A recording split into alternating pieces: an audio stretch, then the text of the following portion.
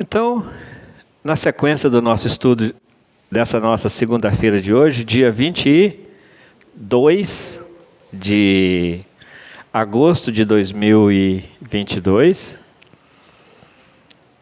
nós estamos entrando no nosso segundo tempo, né, nosso segundo módulo, e estamos estudando pluralidade dos mundos habitados, dentro da nossa proposta de estudo dos 15 princípios fundamentais do Espiritismo. E a pluralidade dos mundos habitados é o 9º na sequência, que nós estávamos estudando reencarnação e agora entramos no 9º, que é esse. Pluralidade dos mundos habitados. O que é isso? Vamos repetir. Há espíritos vivendo em outros mundos, habitando outros mundos. Com que corpos, com que tipos de corpos? Certamente, de acordo com o padrão, os corpos desses espíritos habitando esses mundos são de acordo com o padrão vibracional desses mundos. No nosso primeiro bloco, nosso primeiro vídeo, nós falamos dos mundos inferiores, dos intermediários e dos superiores. E fizemos um paralelo de que os espíritos inferiores vivem em mundos inferiores. Os espíritos bons vivem em mundos intermediários. E os espíritos puros vivem em mundos superiores. Os corpos utilizados por esses espíritos nesses mundos guardam relação com a evolução desses mundos e, consequentemente, com a evolução desses espíritos. Nós sabemos que os nossos corpos físicos são derivações dos nossos perispíritos. Que o nosso perispírito é a forma do nosso corpo físico. E que o nosso perispírito ele é tanto mais bem elaborado quanto mais evoluídos nós somos moralmente. Quanto mais moralizados nós somos, menos densos é o nosso perispírito e os corpos físicos formados por ele, elaborados por ele, cada vez mais vão se melhorando. Nós hoje temos muitos problemas físicos de saúde exatamente por causa dos problemas morais, consequência da lei de causa e efeito, que são registrados no nosso perispírito e que vão refletir no corpo físico na hora da reencarnação. Então, espíritos utilizando corpos condizentes com os mundos, com a vibração dos mundos onde eles estão vivendo as experiências deles.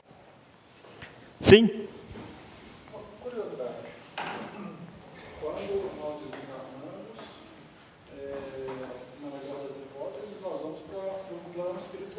Sim. Esse plano espiritual, nas cidades espíritas, tipo, eles estão, como é que eu posso dizer? A gente tem níveis de planetas. Sim. Eles estão em planetas intermediários, por exemplo, pode ser que nós quando desencarnamos, a gente vai para um planeta intermediário e depois a gente volta, ou tipo... Pode acontecer se isso planeta físico, tá? Acontece segundo a nossa necessidade de aprendizado. Se nós não temos um aprendizado aqui e tem em outro país, o que nós fazemos? Nós vamos lá aprender e voltamos para cá. É a mesma coisa. São os intercâmbios, essa solidariedade entre os mundos. Então, não necessariamente nós teremos que ter utilizado só o planeta Terra para elaborar a nossa evolução até aqui. Podemos e certamente utilizamos outros mundos para aprendermos o que o planeta Terra não nos oferecia até então, ou naquele momento. Sim, Thaís?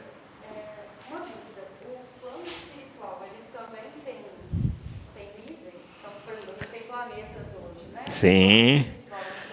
Sim. Há colônias espirituais, e elas também têm a sua hierarquia evolutiva. Com certeza. as diferentes categorias de espíritos que desencarnam nos mundos inferiores, por exemplo, eles, ao desencarnar, eles vão para colônias específicas de acordo com o padrão vibracional deles e de acordo com o merecimento deles. E merecimento é sinônimo de conquista.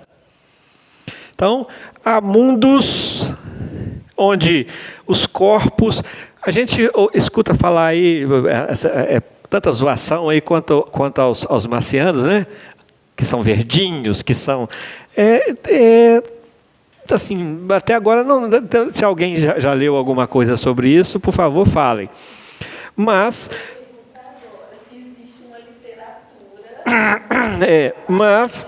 mas a gente há de convir que tudo é energia, né, gente? Que o Albert Einstein fala para nós? A matéria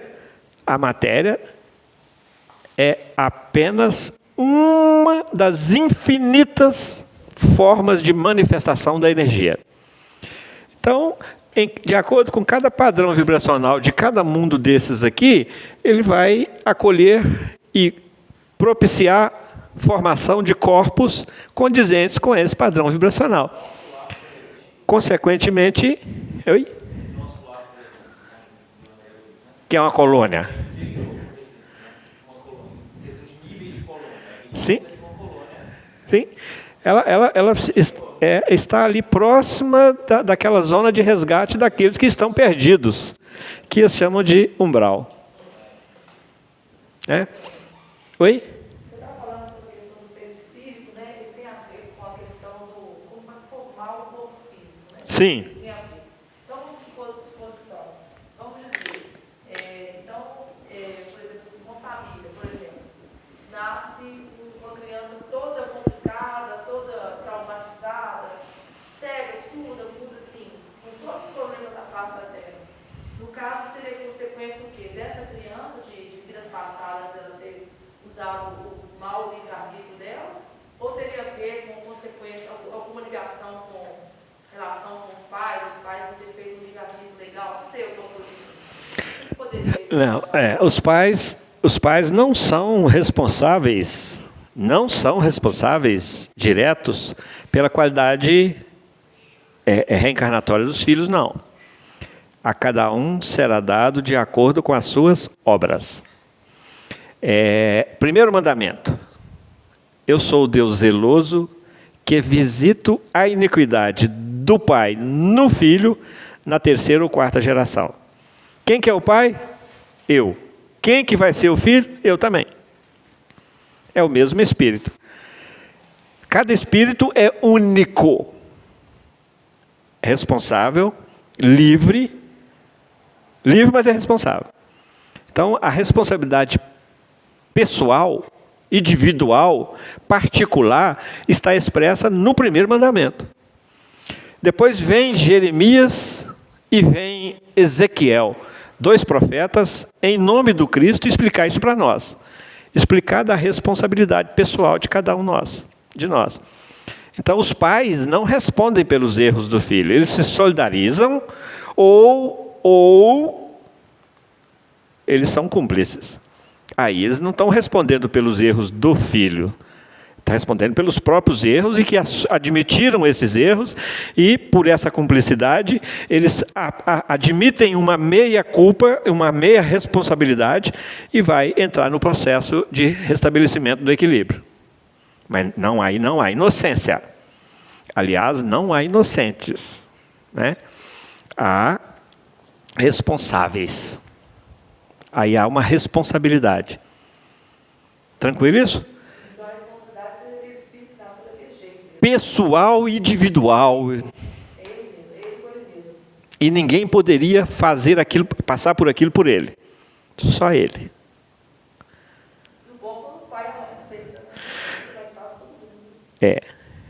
Agora aí entra uma outra consciência, que é a consciência dos pais. Porque isso tudo, gente, não aconteceu por acaso, isso foi planejado. Lá no planejamento reencarnatório, aquelas almas se reúnem e se decidem vir daquela forma E vinha se solidarizando, até mesmo porque há uma cumplicidade ali. Ou, se não há cumplicidade, aí os pais não têm nada a ver com isso, mas eles aproveitam isso para cumprir uma missão deles e para provar. Olha, eu já tenho uma noção muito forte, muito clara de amor ao próximo. Então deixa eu provar que eu tenho mesmo. Eu não tenho nada com essa criatura, com esse espírito. Mas deixa eu ir e vou recebê-lo como filho, junto com uma outra alma que será a mãe. Estuda de comum acordo. Vamos recebê-lo para que a gente contribua com ele de alguma forma e também cresça nesse campo aí e prove para nós mesmos esse exercício de amor ao próximo, que é o amor espontâneo, o amor gratuito, o amor incondicional. Porque qual seria a condição para que aquele espírito suportasse isso, ou quisesse, ou aceitasse vivenciar essa experiência? A cumplicidade, a culpa, a responsabilidade. Então tinha que ter uma condição. Mas aí não, ele não tem nada com isso, ele está vindo por outras razões. Ou às vezes é um espírito amigo que gosta daquela criatura, tá? Que é um espírito amigo que gosta e que fala, não, eu me ofereço para ajudá-lo, porque eu sou amigo, eu amo. É um pai, uma mãe de outras vidas, um padrinho de outras vidas, que quer ajudar, acolhe. Fala, não, quero participar desse sacrifício dele, desse resgate dele. Claro isso, gente? É por aí?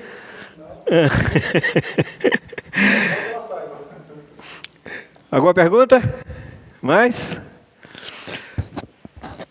Paulo estava perguntando aqui, durante o intervalo, nosso companheiro Paulo aqui, estava perguntando que de 1850 para cá, nós tivemos uma alteração no número de habitantes do nosso planeta em 7 bilhões de almas. E que era só 1 bilhão até 1850. Então, em 172 anos, nós chegamos aos quase 8 bilhões. E que a Terra está passando por uma mudança, em que o padrão vibracional da Terra irá se melhorar. Enquanto que aqueles que estão vivendo na Terra hoje, onde prevalece o mal, eles não poderão continuar vivendo na Terra, porque na Terra vai começar a prevalecer o bem. Então vai haver uma diminuição absurda. E aí nós estávamos conversando durante o intervalo. Onde é que nós vamos encontrar a explicação para isso? Jesus fala para nós que nem todo que diz Senhor, Senhor entrará no reino dos céus. Então, dentre esses 8 bilhões aqui, muitos estão dizendo Senhor, Senhor da boca para fora. E o que realmente conta como merecimento de ascender é o que esse Senhor, Senhor ajuda a operar no coração nosso em termos de mansuetude. Porque para a gente elevar-se é preciso de amansar. Bem-aventurados os mansos, porque herdarão a terra. Segundo, Jesus fala para nós de que muitos são os chamados. Muitos quantos? Hoje são quase 8 bilhões de almas que estão sendo chamadas. Mas poucas serão as escolhidas. Poucas quantas? Bom, se ele fala que muitos chamados e poucos escolhidos, então muitos serão excluídos. E para onde é que esses excluídos vão? Suponhamos que retornemos aos números de 172 anos atrás. Serão só 1 bilhão dos atuais escolhidos. Então teria que arranjar lugar de novo para 7 bilhões de almas que seriam excluídas por não adquirirem o mérito necessário para acompanhar a Terra no seu processo evolutivo. Por não se fazer merecedor, não se fazer herdeiro da Terra. E aí? Mas onde é que vão esses 7 bilhões de almas? Então, há mundos apropriados de acordo com a sua inferioridade, com o seu padrão, com a sua dos espíritos. Há mundos ainda vibrando no mal, como a Terra está hoje, e que ainda não chegaram nesse estágio em que a Terra chegou, e que vai continuar vibrando no mal por mais tempo. Essa turma vai para lá. Como terceira anunciação do Cristo para nós. Parábola do joio e do trigo. Como é que é a parábola? O dono da seara, da lavoura, da plantação, os empregados dele chegam para ele e falam assim: Senhor, semeaste boa semente no teu campo. Qual que é a semente que está sendo semeada nesse campo aqui, chamado terra? Vamos passar para cá, isso aqui, ó. Senhor, semeaste boa semente no teu campo, mas está nascendo joio junto. O campo era de quê? Trigo. Mas está nascendo joio junto. E aí os trabalhadores do dono do campo, da plantação, perguntam para ele assim: o senhor quer que a gente arranque o joio e deixe o trigo? Quem quer joio, gente?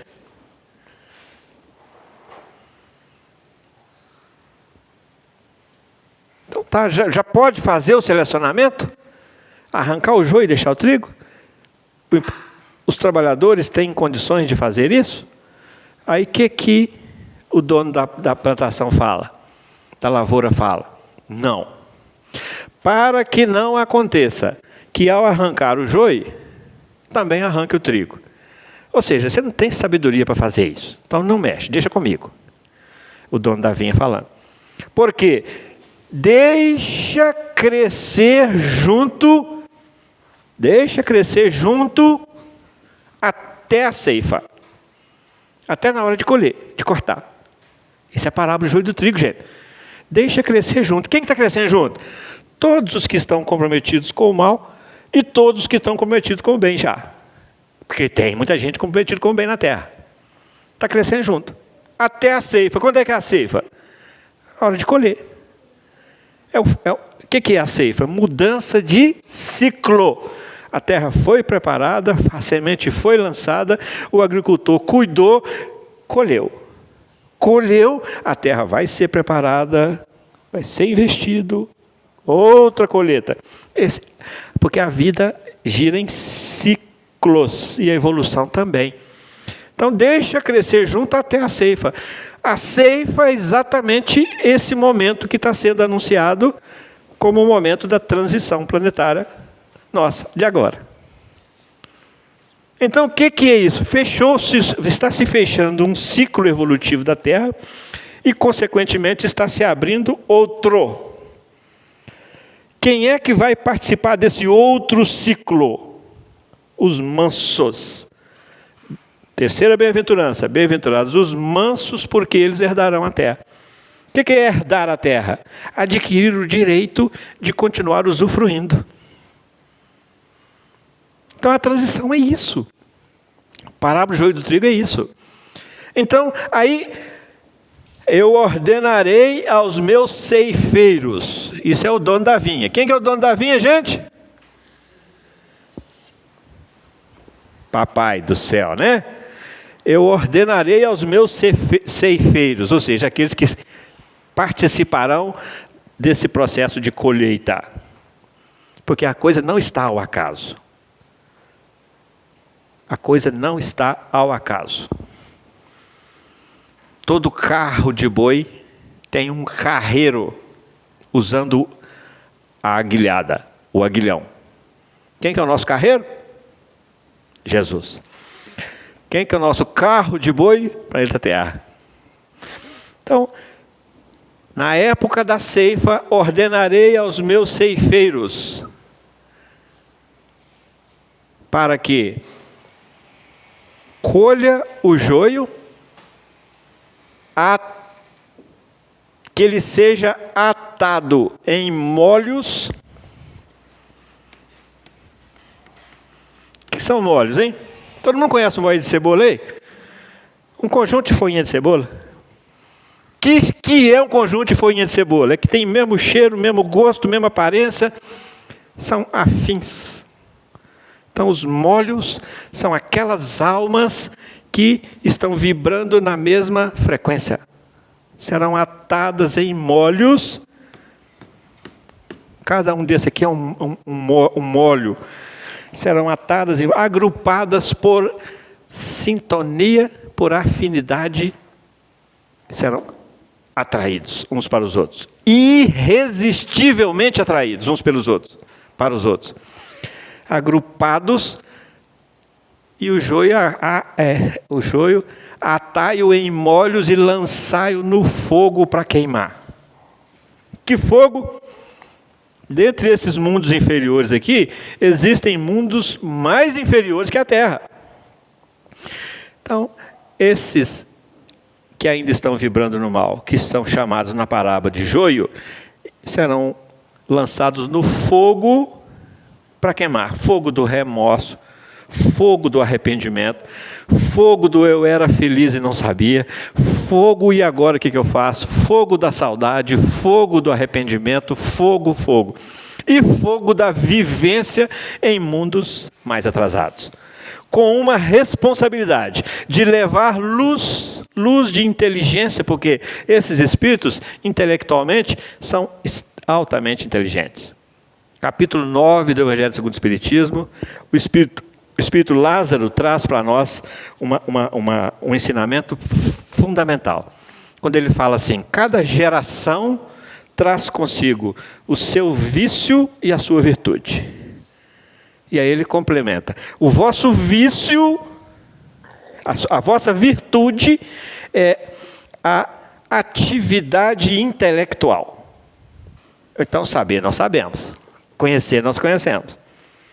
O vosso vício, o vício da vossa geração é a atividade, a vossa virtude. A virtude da vossa geração é a atividade intelectual. Ou seja, nós estamos ativamente intelectualizados. Para poder saber distinguir, para poder entender, para poder compreender isso tudo mais. Então nós sabemos muito, não estamos dando conta de botar em prática.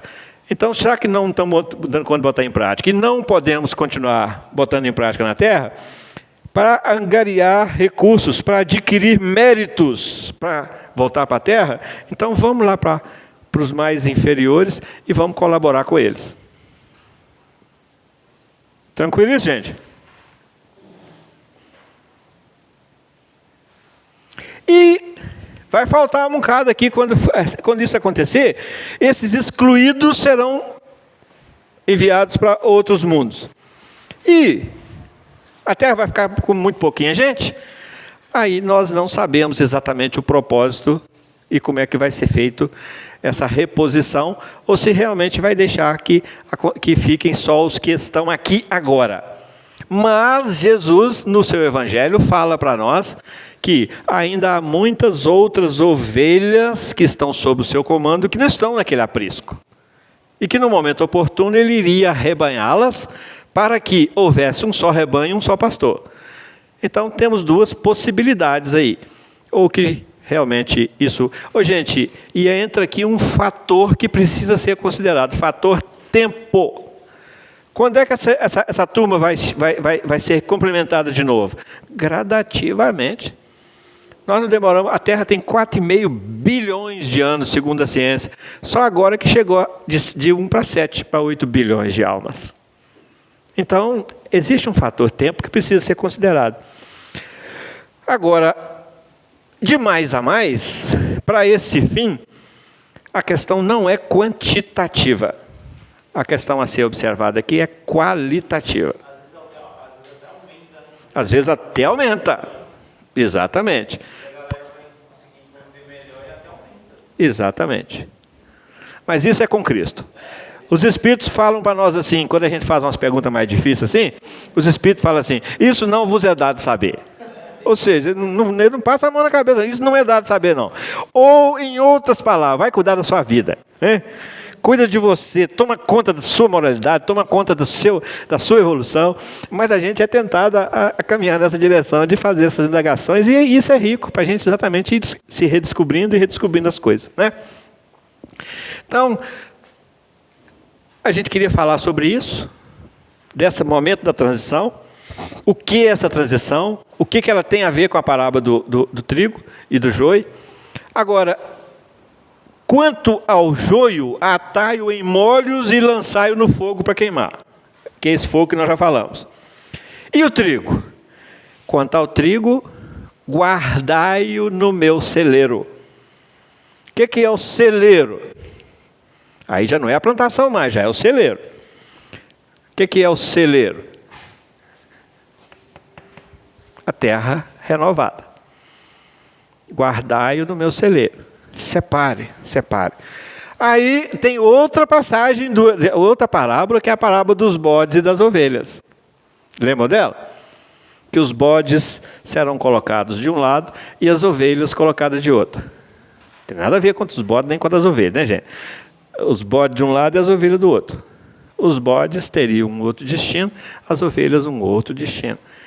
É uma parábola similar à parábola do joio e do trigo, que é exatamente acenando para nós com esse momento em que a separação irá acontecer.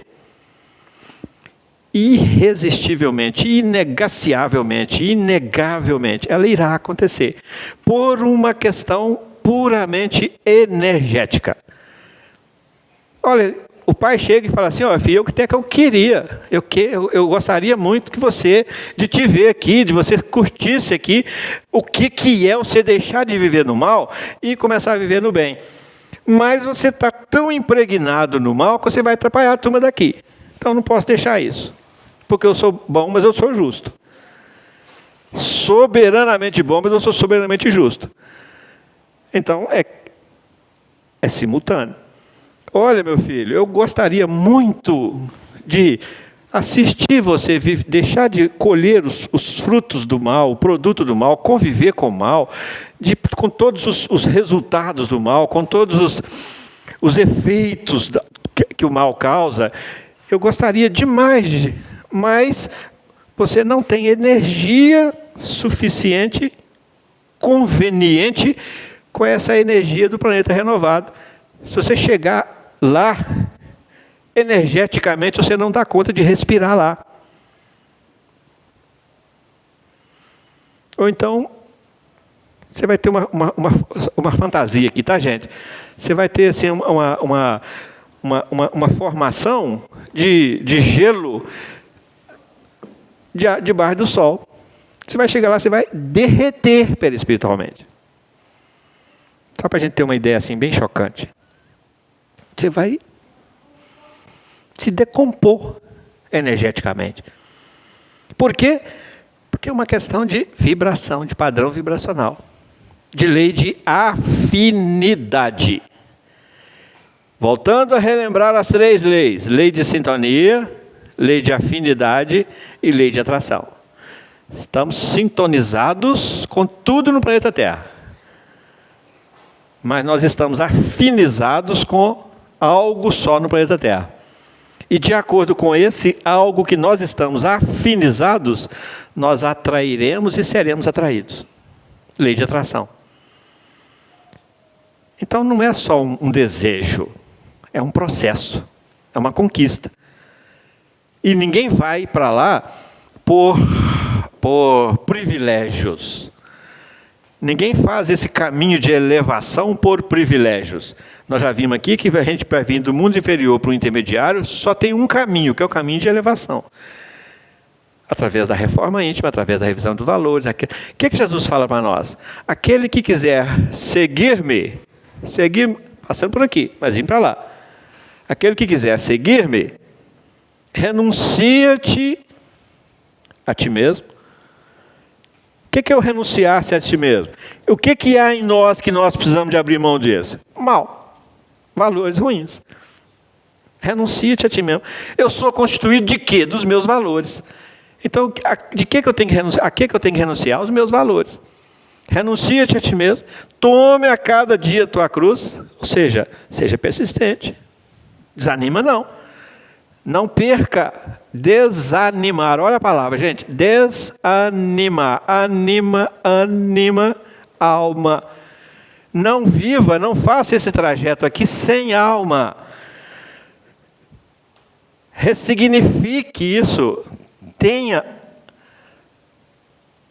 Coloque alma no que faça. Alma. Aí o que Jesus vem falar para nós? Não fica juntando tesouro na terra, não. Junta tesouro no céu. O que é o tesouro do céu? Valores da alma.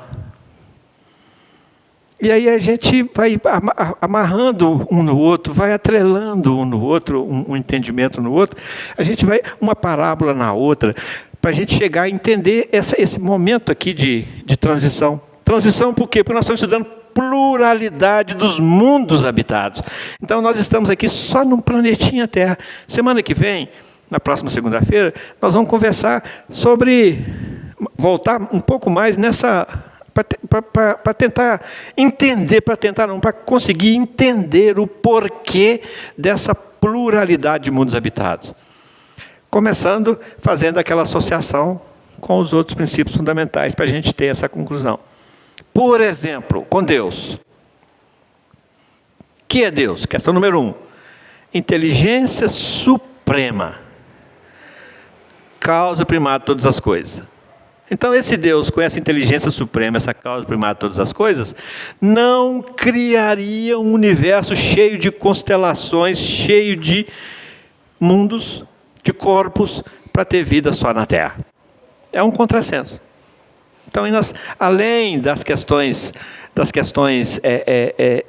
de literatura, que a gente pode ir abordando, literatura sagrada, da Bíblia, do Velho Testamento, do Novo Testamento, do Apocalipse, e toda a literatura que a gente já tem, das obras básicas, nós temos a lógica dentro de nós. Nós temos a coerência, temos a lógica, temos assim, o bom senso.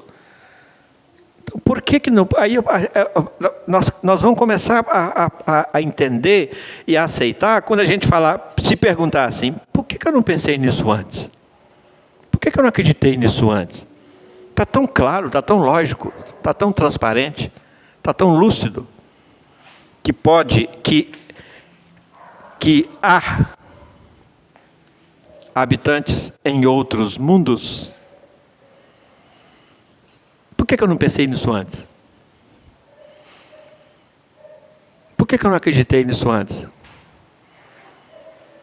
Por que isso não é só pensar e não é só acreditar? O que eu tenho a ver com isso? Hein? Você não teve o seu despertar. Exato, não teve o despertar. E mais, que proveito eu tiro disso? De saber isso? Quanto isso vai injetar de alma em mim? E me deixar mais animado com a minha própria vida, com as minhas próprias ações, as minhas próprias atitudes. Porque não basta a gente saber que isso existe. Nós precisamos de tirar proveito disso para nós. Até que ponto isso irá fortalecer a minha fé? A minha esperança? A minha sintonia com Cristo? A minha confiança nele e no Pai? As coisas, o conhecimento, ele não surge simplesmente para encher o nosso cabedal de conhecimentos. Não, ele surge com um objetivo. Que ele tenha alguma utilidade para nós. Nós precisamos ter isso. Eu sou imortal, e daí? O que eu faço com essa imortalidade? Ok, gente? Nós vamos encerrando. Alguém tem alguma pergunta? Alguém quer falar? Tranquilo? Nós vamos encerrando o nosso estudo de hoje. Próxima segunda-feira, dia 29, estaremos aqui dando sequência, onde nós vamos começar a fazer a correlação com os outros princípios fundamentais. Ok? Muito obrigado, muito boa noite a todos. Fiquem com Deus.